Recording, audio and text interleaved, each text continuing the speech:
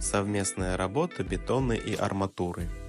Железобетон– это изделие, состоящее из двух материалов, работающих совместно благодаря сцеплению по поверхности их контакта и разделению силовых функций. Бетон хорошо работает на сжатие, арматурная сталь на растяжение. Совместная работа бетона и арматуры складывается в основном из удачного сочетания трех физико-химических факторов. Первое – надежное сцепление рифленой арматуры с бетоном. Второе – защита стальной арматуры от коррозии и температурных воздействий защитным слоем цементного бетона, имеющего щелочную среду. И третье – близкие значения коэффициента линейного температурного расширения арматуры и бетона.